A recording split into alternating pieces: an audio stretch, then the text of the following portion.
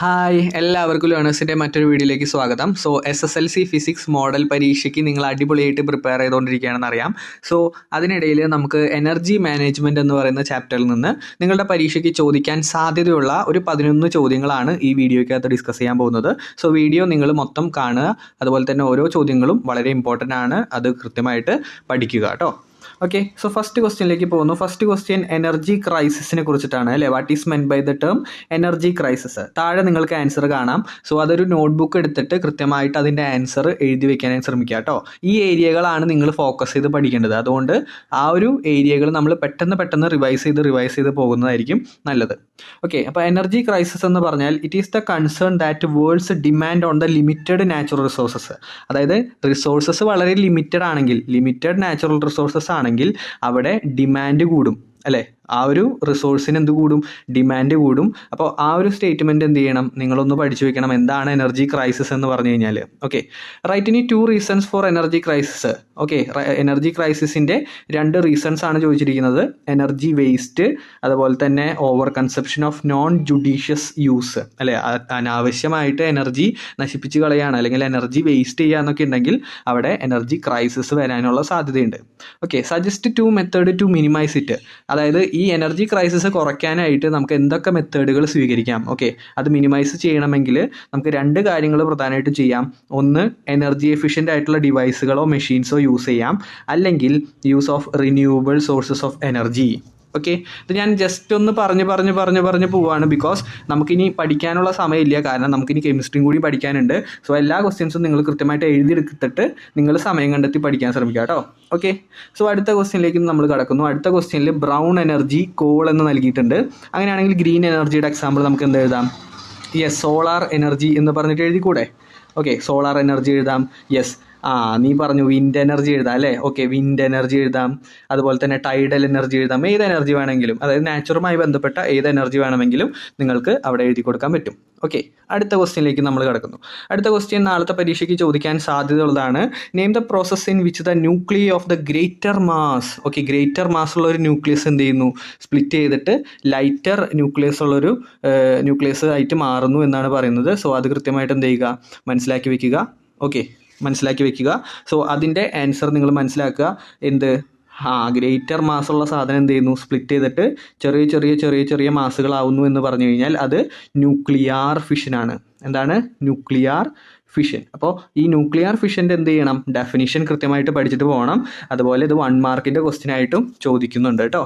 Okay, so അടുത്ത ക്വസ്റ്റ്യനിലേക്ക്, 4ാമത്തെ ക്വസ്റ്റ്യനിലേക്ക് നമ്മൾ കിടക്കുന്നു. 4ാമത്തെ ക്വസ്റ്റ്യനിൽ മക്കളെ calorific value, what is the calorific value of a fuel എന്ന് ചോദിച്ചിട്ടുണ്ട്. ഇതും ചോദിക്കാൻ എക്സ്പെക്റ്റഡ് ക്വസ്റ്റ്യൻ ആണ് കേട്ടോ. 2025 പബ്ലിക് പരീക്ഷയ്ക്ക് ചോദിക്കാൻ സാധ്യതയുള്ളൊരു ക്വസ്റ്റ്യൻ ആണ് ഈ കലോറിഫിക് വാല്യൂവിൻ്റെ. ഓക്കെ, കലോറിഫിക് വാല്യൂ എന്ന് പറഞ്ഞു കഴിഞ്ഞാൽ it is the heat energy liberated by complete combustion of 1 kilogram fuel. 1 kilogram ഫ്യൂവലിൻ്റെ കംപ്ലീറ്റ് കമ്പസ്റ്റനിൽ ലിബറേറ്റ് ചെയ്യുന്ന ഹീറ്റ് എനർജീനെയാണ് എന്ത് പറയുക? Calorific value. ഓക്കെ, 1 കിലോഗ്രാം ഇന്ധനം കത്തുകയാണെങ്കിൽ, ഓക്കെ, കമ്പസ്റ്റൻ നടക്കുകയാണെങ്കിൽ അവിടെ ഉണ്ടാകുന്ന ഹീറ്റ് എനർജീനെയാണ് നമ്മൾ എന്ത് പറയുക? കലോറിഫിക് വാല്യൂ എന്ന് പറയുക. ഓക്കെ, അപ്പോൾ ഫസ്റ്റ് ക്വസ്റ്റ്യൻ കഴിഞ്ഞു. 2ാമത്തെ question, what are the essential factors for the complete combustion of a fuel? അത് ഫ്യൂവലിൻ്റെ കംപ്ലീറ്റ് കമ്പസ്റ്റന് വേണ്ടിയിട്ട് എന്തൊക്കെ ഫാക്ടറുകൾ നമ്മൾ പ്രൊവൈഡ് ചെയ്യണം? ഫസ്റ്റ് വൺ നിങ്ങൾക്ക് പ്രധാനമായിട്ടും അറിയുന്നുണ്ടാവും. ഫസ്റ്റ് വൺ നമ്മൾ എന്താ പ്രൊവൈഡ് ചെയ്യേണ്ടത്? Yes, availability of sufficient oxygen അല്ലെ. നല്ല രീതിയിൽ ഓക്സിജൻ കൊടുത്താൽ മാത്രമേ കംപ്ലീറ്റ് കമ്പസ്റ്റ് നടക്കുകയുള്ളൂ. അതുപോലെ നിങ്ങൾ എന്തിനാണോ, ഏത് ഫ്യൂവലാണോ നിങ്ങൾ കമ്പസ്റ്റ് നടത്താൻ ഉദ്ദേശിക്കുന്നത്, ആ ഒരു ഫ്യൂവൽ എന്തായിരിക്കണം? ഡ്രൈ ആയിരിക്കണം. ഓക്കെ, അതുപോലെ liquid fuels must evaporate easily. Liquid ഫ്യൂവലുകൾ എന്ത് ചെയ്യണം? ഇവാപ്പറേറ്റ് ചെയ്യണം. സോ ആ ഒരു ക്വസ്റ്റ്യൻ വളരെ ഇമ്പോർട്ടൻ്റ് ആണ്. പുതിയ ക്വസ്റ്റ്യൻസ് ആണ്. Essential factor for the complete combustion of a fuel. Okay, important ആണ്, പഠിച്ചു വെക്കണം. അടുത്ത question, what are the characteristics of good fuel? നല്ല ഫ്യൂവലിൻ്റെ പ്രത്യേകതകൾ, ക്യാരക്ടറുകൾ എന്തെല്ലാം? ഇതും വളരെ ഇമ്പോർട്ടൻ്റ് തന്നെയാണ് കേട്ടോ. വളരെ ഇമ്പോർട്ടൻ്റ് ആയിട്ടുള്ള ക്വസ്റ്റ്യൻ ആണ്. സ്റ്റാർ ഇട്ട് വെച്ച് പഠിച്ചോണം. ഓക്കെ, അപ്പോൾ ഗുഡ് ഫ്യൂവലിൻ്റെ ക്യാരക്ടർ എന്തൊക്കെയാണെന്ന് ചോദിച്ചു കഴിഞ്ഞാൽ ഹൈ കലോറിഫിക് വാല്യൂ ആയിരിക്കും, ലോ പൊല്യൂഷൻ ആയിരിക്കും, high availability, low cost. Okay, സിമ്പിളായിട്ട് കുഞ്ഞു കുട്ടികൾക്കടക്കം പഠിക്കാൻ പറ്റുന്ന സാധനങ്ങളാണ്. High calorific value, low pollution, high availability, low cost. കിട്ടിയല്ലോ? യെസ്, കിട്ടി. അടുത്ത ക്വസ്റ്റ്യനിലേക്ക്, അഞ്ചാമത്തെ ക്വസ്റ്റ്യനിലേക്ക് നമ്മൾ പോകുന്നു. അഞ്ചാമത്തെ ക്വസ്റ്റ്യനിൽ മക്കളെ find the correct statement. Okay, correct സ്റ്റേറ്റ്മെൻറ്റാണ് നമുക്ക് കണ്ടുപിടിക്കേണ്ടത്. Correct statement. അപ്പോൾ കറക്റ്റ് സ്റ്റേറ്റ്മെൻറ്റ് നിങ്ങൾ നോക്കിയാൽ അറിയാം. ഫസ്റ്റ് സ്റ്റേറ്റ്മെൻറ്റിൽ main constituent in LPG is carbon dioxide. മണ്ടത്തരാണത് അല്ലേ? LPGയിലെ മെയിൻ കോൺസ്റ്റിറ്റ്യുവൻറ്റ് എന്താണ്? യെസ്, ഉറപ്പായിട്ടും നിങ്ങൾക്ക് അറിയാം, ബ്യൂട്ടൈൻ ആണത്. ഓക്കെ, ബ്യൂട്ടൈൻ ആണ്, കാർബൺ ഡൈ ഓക്സൈഡ് അല്ല. അപ്പോൾ അത് തെറ്റായിട്ട് സ്റ്റേറ്റ്മെൻറ്റാണ്. ഇനി biogas is formed by the action of bacteria in the presence of oxygen.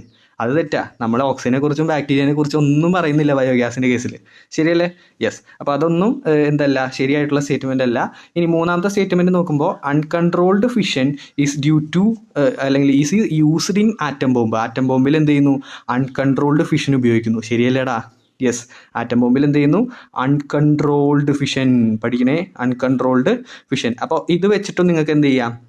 പരീക്ഷയ്ക്ക് ചോദ്യം ചോദിക്കാം. അൺകൺട്രോൾഡ് ഫിഷൻ അല്ലെങ്കിൽ ന്യൂക്ലിയർ ഫിഷൻ എന്ന് പറഞ്ഞിട്ട് എന്ത് ചെയ്യാം? ചോദ്യം ചോദിക്കാം കേട്ടോ. അപ്പോൾ ആറ്റം ബോംബിനകത്ത് നിങ്ങൾ ഓർത്ത് വെച്ചോണം, ആറ്റം ബോംബിനകത്ത് ന്യൂക്ലിയർ ഫിഷനാണ്, ന്യൂക്ലിയർ അൺകൺട്രോൾഡ് ഫിഷൻ എന്ന കാര്യം ഓർത്ത് വയ്ക്കുക. അപ്പോൾ ഇവിടെ കറക്റ്റായിട്ട് വരുന്ന സ്റ്റേറ്റ്മെൻറ്റ് ഏതാണ് മക്കളെ? യെസ്, തേർഡ് സ്റ്റേറ്റ്മെൻ്റ് അല്ലേ? യെസ്. അടുത്ത ക്വസ്റ്റ്യനിലേക്ക് പോകുന്നു. ആറാമത്തെ ക്വസ്റ്റ്യനിൽ പറയുന്നു windmill, hydro electric power, nuclear reactor and solar cell are 4 energy sources. Classify the above 4 energy sources as green energy and brown energy. മറ്റൊരു ഷുവർ ക്വസ്റ്റ്യൻ ആണ് മക്കളെ. ഗ്രീൻ എനർജി ആയിട്ടും ബ്രൗൺ എനർജി ആയിട്ടും എന്ത് ചെയ്യണം? ക്ലാസിഫൈ ചെയ്യേണ്ടി വരും. Okay, ഒരു ടേബിളൊക്കെ വരച്ചിട്ട് നല്ല വൃത്തിയിൽ നിങ്ങൾ പരീക്ഷാ പേപ്പറിൽ എഴുതി കൊടുക്കണം, ഗ്രീൻ എനർജിയും ബ്രൗൺ എനർജിയും. ഓക്കെ, വിൻഡ് മില്ല് എന്ന് പറയുമ്പോൾ തന്നെ നിങ്ങൾക്ക് അറിയാം, നാച്ചുറുമായി ബന്ധപ്പെട്ടത്. അപ്പോൾ ഗ്രീൻ എനർജിയിലാണ് അത് പെടുക. ഓക്കെ, ഹൈഡ്രോ ഇലക്ട്രിക് പവറും എന്തുമായി ബന്ധപ്പെട്ടതാ? പ്രകൃതിയുമായി ബന്ധപ്പെട്ടതല്ലേ. അപ്പോൾ അതെന്തായിരിക്കും വരിക? ഗ്രീൻ എനർജി തന്നെയായിരിക്കും വരിക. ഇനി ന്യൂക്ലിയർ റിയാക്ടർ എന്നൊക്കെ പറഞ്ഞാൽ കെമിക്കൽസുമായി ബന്ധപ്പെട്ടതാ, അതൊരിക്കലും പ്രകൃതിയല്ല. അപ്പോൾ അത് ഏത് എനർജിയിലാണ് വരിക? ബ്രൗൺ എനർജിയിലാണ് വരിക. ഇനി സോളാർ സെൽ എന്ന് പറഞ്ഞാൽ സൂര്യൻ. ഓക്കെ, സൂര്യനുമായി ബന്ധപ്പെട്ടതാ, സൂര്യൻ പ്രകൃതിയാണല്ലോ. അപ്പോൾ പ്രകൃതിയുമായി ബന്ധപ്പെട്ട ഗ്രീൻ എനർജി എന്ന് പറഞ്ഞിട്ട് എന്ത് ചെയ്യാം? നിങ്ങൾക്ക് എഴുതാൻ പറ്റും. ഓക്കെ, സോ അപ്പോൾ ആൻസർ നിങ്ങൾക്ക് കാണാം. വിൻഡ് മില്ല്, സോളാർ സെല്ല്, സോളാറാണേ. ഓക്കെ, പ്രിൻറ്റ് മിസ്റ്റേക്കാണ്, സോളാറാണ്. Solar cell, hydro electric power. Ready? അതാണ് ഗ്രീൻ എനർജിയിൽ വരുന്നത്. ഇനി അതുപോലെ ബ്രൗൺ എനർജിയിൽ വരുന്നത് ന്യൂക്ലിയർ റിയാക്ടർ മാത്രമേ ഉള്ളൂ. ഓക്കെ, ഇനി what is meant by green energy? എന്താണ് ഗ്രീൻ എനർജി എന്നതുകൊണ്ട് ഉദ്ദേശിക്കുന്നത്? നമുക്ക് നോക്കാം. എന്താണ് green energy? The conventional source of energy does not causes natural pollution. Okay, natural pollution ഉണ്ടാക്കാത്ത, does not causes natural pollution ഉണ്ടാക്കാത്ത ടൈപ്പ് ഓഫ് എനർജീനെയാണ് നമ്മൾ എന്ത് പറയുക? ഗ്രീൻ എനർജി എന്ന് പറയാം. റെഡി? ഈ ന്യൂക്ലിയർ റിയാക്ടറൊക്കെ ആണെങ്കിലോ നമുക്ക് എന്ത് ചെയ്യും? ഒരുപാടധികം കെമിക്കൽസ് അവിടെ ഫോം ചെയ്യും, അല്ലെങ്കിൽ ഒരുപാട് പൊല്യൂഷൻസ് അവിടെ ഉണ്ടാകും. ഓക്കെ, അപ്പോൾ ഗ്രീൻ എനർജിനെ കുറിച്ച് പഠിക്കുക. ഗ്രീൻ എനർജി എന്ന് പറഞ്ഞാൽ എന്തുണ്ടാക്കാത്തതാ? നാച്ചുറൽ പൊല്യൂഷൻസ് ഉണ്ടാക്കാത്ത ടൈപ്പ് ഓഫ് എനർജീനാണ് ഗ്രീൻ എനർജി എന്ന് പറയുക. റെഡി? ഏഴാമത്തെ ക്വസ്റ്റ്യനിലേക്ക് പോകുന്നു. ഏഴാമത്തെ ക്വസ്റ്റ്യൻ വളരെ സിമ്പിളായിട്ട് നമുക്ക് അടുത്തൊരു ഷുവർ ക്വസ്റ്റ്യൻ വേണേൽ പറയാം. ഞാൻ ഈ ഡിസ്കസ് ചെയ്യുന്ന 11 ചോദ്യങ്ങളിൽ ഏതെങ്കിലുമൊക്കെ ചോദ്യങ്ങൾ നാളെ ഉണ്ടായിരിക്കും കേട്ടോ. Okay, so CNG and LNG are natural gases. What are the main component of these gases? Okay, അതായത് CNG LNG പോലുള്ള ഗ്യാസസിൽ, ഈ നാച്ചുറൽ ഗ്യാസസിലെ മെയിൻ കമ്പോണൻറ്റ് ചോദിച്ചു കഴിഞ്ഞാൽ ഒരു കാരണവശാലും മക്കളെ നിങ്ങൾ തെറ്റിക്കരുത്, അത് മീഥെയിനാണ്. ഓക്കെ, CNG LNG അതിൽ മെയിൻ കമ്പോണൻറ്റ് ചോദിച്ചു കഴിഞ്ഞാൽ മീഥെയിനാണ്. അതേസമയം LPGയിലാണ് ചോദിക്കണമെന്നുണ്ടെങ്കിലോ, LPGയിലെ മെയിൻ കമ്പോണൻറ്റ് എന്താ? ബ്യൂട്ടൈനാണ്. ഇത് നിങ്ങൾ ഓർത്ത് വെച്ചേക്കണേ. ഓക്കെ, LPGയിലെ മെയിൻ കമ്പോണൻറ്റ് ബ്യൂട്ടൈനാണ്. ഇനി അടുത്ത question, right any one merit of LNG over CNG. LNGയുടെയും CNGയുടെയും ഒരു മെറിറ്റ് എഴുതാനാണ് പറഞ്ഞേക്കണേ. ഓക്കെ, അപ്പോൾ മെറിറ്റ് എന്ന് പറഞ്ഞു കഴിഞ്ഞാൽ ഒരു ഗുണം എഴുതാൻ. ഓക്കെ, ഒരു നല്ല ഒരു വശം എഴുതാനാണ് പറഞ്ഞിരിക്കുന്നത്. അപ്പോൾ the advantage of LNG is that natural gases can be liquefied and transported to long distance conveniently. LNGയുടെ പ്രത്യേകത എന്താ? അതിന് ലിക്വിഫൈ ചെയ്ത് ലോങ് ഡിസ്റ്റൻസുകളിലേക്ക് കൊണ്ടുപോകാനായിട്ട് സാധിക്കും. So it is an advantage. ഇത്രയും കാര്യം ക്ലിയർ ആണോ? ഇത്രയും കാര്യം ക്ലിയർ ആണെന്ന് വിചാരിക്കുന്നു. It can again be converted to gaseous form at atmospheric temperature and distributed through pipe lines വഴി എന്ത് ചെയ്യാം? യെസ്, പാസ് ചെയ്യിപ്പിക്കാൻ പറ്റും എന്നാണ് പറയുന്നത്. അപ്പോൾ ഈ പോയിന്റുകളൊക്കെ ഒന്ന് ജസ്റ്റ് പഠിച്ചു വെക്കുക. നമ്മൾ ഉദ്ദേശിക്കുന്നത് ക്ലാസ് എന്ന രീതിയിലല്ല, നിങ്ങളിലേക്ക് ഈ ഒരു കണ്ടന്റ്, ഈ ക്വസ്റ്റ്യൻസ് ഒക്കെ എത്തിക്കുക എന്നുള്ളതാണ് കേട്ടോ. ഓക്കെ, സോ എല്ലാവരും എഴുതിയെടുക്കുന്നുണ്ടെന്ന് വിചാരിക്കുന്നു. അടുത്ത ക്വസ്റ്റ്യനിലേക്ക് നമുക്ക് പോവാം. അടുത്ത ക്വസ്റ്റ്യൻ, എട്ടാമത്തെ ക്വസ്റ്റ്യൻ വളരെ ഇമ്പോർട്ടൻ്റ് ആണ്. Hydrogen having the high calorific value but it is not used as a domestic fuel. Why? ഹൈഡ്രജന് ഭയങ്കര എന്ത് കൂടുതലാണ്, കലോറിഫിക് വാല്യൂ ഭയങ്കര കൂടുതലാണ്, ഹയസ്റ്റ് കലോറിഫിക് വാല്യൂ ആണ്.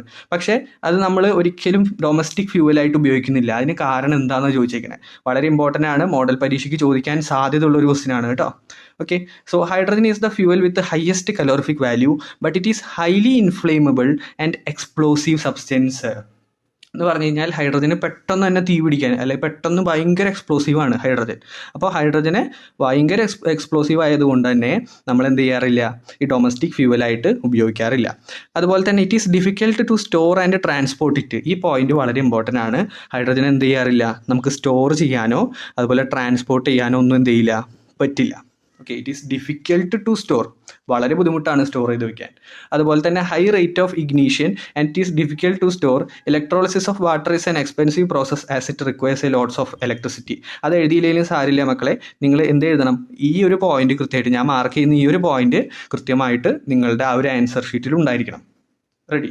ഇനി അടുത്തത്, give an instance where hydrogen is used as a fuel. Hydrogen എവിടേക്കാണ് നമ്മൾ ഫ്യൂവലായിട്ട് ഉപയോഗിക്കുക? ഓക്കെ, ഏത് ഫ്യൂവൽ, എവിടെയാണ് നമ്മൾ ഫ്യൂവലായിട്ട് ഉപയോഗിക്കുക? യെസ്, റോക്കറ്റിൽ, സ്പേസ് ഷിപ്പിൽ, ഫ്യൂവൽ സെല്ലുകളിൽ, അങ്ങനെയുള്ള സ്ഥലങ്ങളിലൊക്കെ നമ്മൾ ഹൈഡ്രജൻ ഫ്യൂവലായിട്ട് ഉപയോഗിക്കും. റെഡി? ഇനി അടുത്ത, ഗുഡ് ഫ്യൂവലിൻ്റെ പ്രോപ്പർട്ടി. നിങ്ങളുടെ ടെക്സ്റ്റ് ബുക്കിനകത്ത് മെൻഷൻ ചെയ്തിട്ടുള്ളൊരു ക്വസ്റ്റ്യൻ ആണ്. ഗുഡ് ഫ്യൂവലിൻ്റെ 4 പ്രോപ്പർട്ടീസ് എഴുതാൻ പറഞ്ഞിട്ടുണ്ട്. എന്തൊക്കെയായിരിക്കണം ഗുഡ് ഫ്യൂവൽ? ഗുഡ് ഫ്യൂവലിൻ്റെ പ്രത്യേകത എന്തായിരിക്കണം? ഫസ്റ്റ് പോയിന്റ് ഞാൻ തന്നെ പറയാം, പൈസ കുറവായിരിക്കണം, അല്ലേ? ലോ കോസ്റ്റ് ആയിരിക്കണം, വളരെ ലോ കോസ്റ്റ് ആയിരിക്കണം. അതുപോലെ ഗുഡ് ഫ്യൂവൽ വളരെ ഈസിലി അവൈലബിൾ ആയിരിക്കണം. എന്തായിരിക്കണം?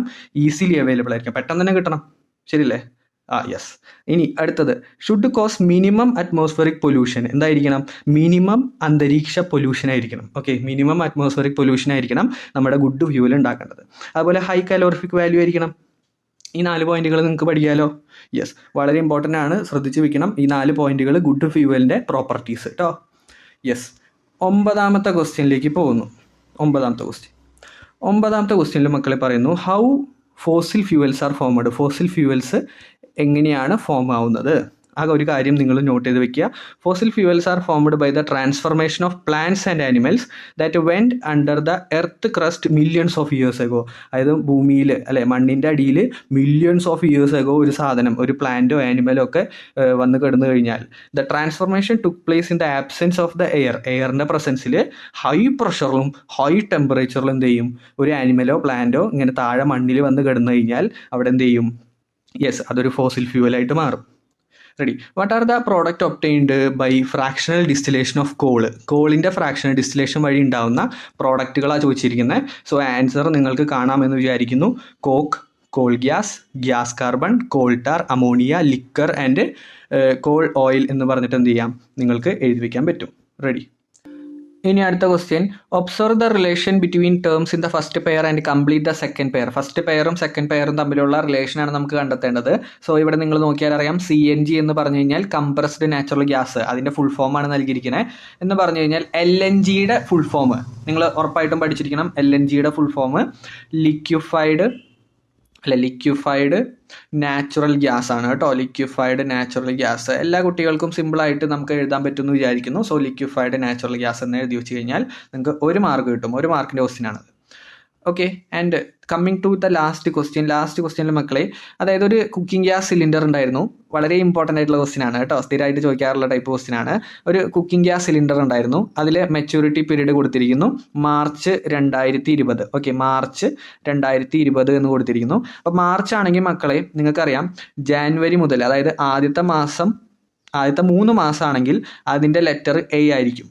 ഇനി B ആണെങ്കിലോ, മാർച്ച് കഴിഞ്ഞ് ഏപ്രിൽ തുടങ്ങി, ഏപ്രിൽ, മെയ്, ജൂൺ വരെയുള്ള മാസങ്ങൾ, അതായത് പിന്നത്തെ 3 മാസം, അതായത് ആദ്യത്തെ 3 മാസം, അടുത്ത 3 മാസം, അടുത്ത 3 മാസം, അടുത്ത 3 മാസം, അങ്ങനെ ടോട്ടലി 12 മാസങ്ങൾക്ക് ഓരോരോ ലെറ്റർ വെച്ചിട്ടാണ് നമ്മൾ സൂചിപ്പിക്കുന്നത്. ഓക്കെ, അപ്പോൾ ഏപ്രിൽ തുടങ്ങി ജൂൺ വരെ B ആണ്. ഇനി C എന്ന് പറഞ്ഞു കഴിഞ്ഞാൽ July, August, September. Okay, July തുടങ്ങിയിട്ട് എത്ര വരെ?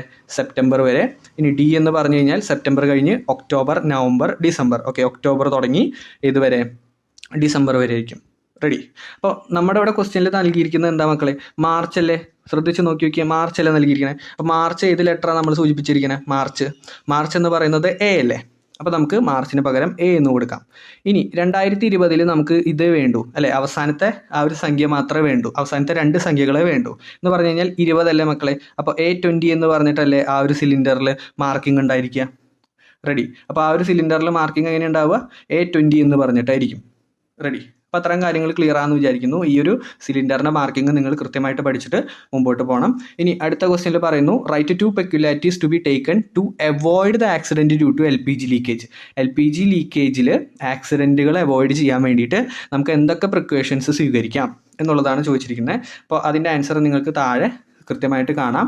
Examine the rubber tube at regular intervals and ensure it does not have leakage. Rubber ട്യൂബിന് എന്തില്ല, ലീക്കേജ് ഇല്ല എന്നുള്ളത് എന്ത് ചെയ്യുക, റെഗുലർ ഇൻ്റർവെൽസിൽ ചെക്ക് ചെയ്ത് പോവുക. അതുപോലെ turn on the knob of the stove only after regulator is turned on. Regulator on ആക്കിയതിന് ശേഷം മാത്രം ആ ഒരു സ്റ്റൗവിൻ്റെ നോബ് ടേൺ ഓൺ ചെയ്യുക. അതുപോലെ ensure the cylinder doesn't exceed expiry date. Expiry date കഴിഞ്ഞിട്ടുണ്ട് അല്ലെങ്കിൽ കഴിഞ്ഞിട്ടില്ല എന്നുള്ളത് ഒന്ന് എന്ത് ചെയ്യുക, ഉറപ്പ് വരുത്തുക. ഇത്തരം കാര്യങ്ങളാണ് നമുക്ക് ഈ ഒരു ആക്സിഡൻറ്റ്സ് അവോയ്ഡ് ചെയ്യാൻ വേണ്ടിയിട്ട് ശ്രദ്ധിക്കേണ്ട പ്രിക്കോഷൻസ്.